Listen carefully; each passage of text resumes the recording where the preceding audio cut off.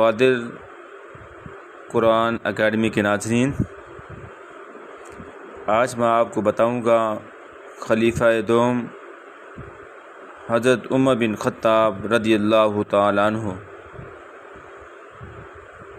جن کا جاہ و جلال کیسر و کسرات کے محلات تک جا پہنچا۔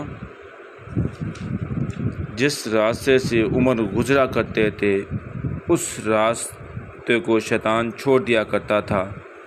وہ عمر جو زمین کو حکم دے تو وہ تیل واپس کر دے، وہ عمر رضی اللہ تعالیٰ عنہ جو دریا کو ایک رکا لکھیں تو وہ اپنی سطح پر بہنے لگے، وہ عمر رضی اللہ تعالیٰ عنہ جو مدینہ کی زمین پر زلزلہ آئے تو اسے درہ ماریں تو تا قیامت وہاں زلزلہ نہ آئے، تو وہ حضرت عمر رضی اللہ تعالیٰ عنہ جن کا جاہ و جلال اسلام کے لیے بہت بااثر ہوا، آج وہی عمر ایک شخص کے لیے ہاتھ باندھ کر کھڑے ہو گئے ہیں۔ آئیے ملاحظہ کرتے ہیں وہ کون شخص ہے جس کے لیے حضرت عمر رضی اللہ تعالیٰ عنہ کھڑے ہو گئے۔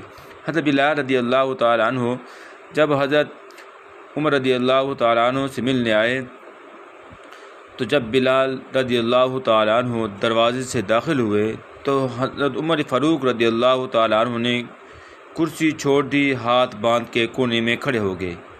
کالا رنگ، نام لکھنا نہیں جانتے، کیسر و کسرا کو خاطر میں نہ لانے والا حضرت عمر رضی اللہ تعالیٰ عنہ حضرت بلال رضی اللہ تعالیٰ عنہ کے سامنے کھڑے ہو گئے۔ لوگ کہنے لگے، عمر کون آ رہا ہے جس کے لیے تیرا یہ استقبال ہے؟ حضرت بلال رضی اللہ تعالیٰ عنہ آئے، کہنے لگے، امیر المؤمنین کیا کر رہے ہو؟ حضرت عمر رضی اللہ تعالیٰ عنہ نے بازو پکڑا اور اپنی کرسی پر بٹھایا۔ حضرت بلال رضی اللہ تعالیٰ عنہ کہنے لگے، حضور میں غلام ہوں، مجھے تو طریقے بھی نہیں آتے ان کرسیوں پر بیٹھنے کے، میں غریب ماں کا بیٹا، غلام باپ کی اولاد ہوں۔ حضرت عمر رضی اللہ تعالیٰ عنہ کہنے لگے، بلال رضی اللہ تعالیٰ عنہ تو غلام تھا، لیکن جب سے تو مصطفیٰ صلی اللہ علیہ وسلم کا غلام بنا ہے تو ہمارا امام بن گیا ہے، اب تو امام ہے۔ رسول اللہ صلی اللہ علیہ وسلم کی امت کا فرمایا،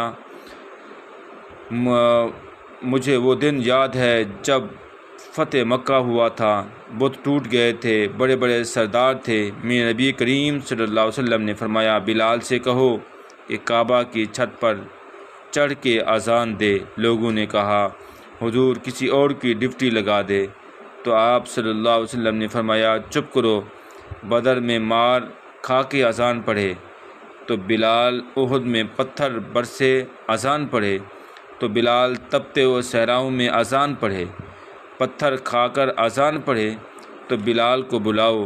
آج اگر اللہ نے عزت دی ہے تو میں لوگوں کو دکھا کہ بلال کو عزت نہ دو۔ فرمایا، کوئی اوپر نہیں چڑھے گا۔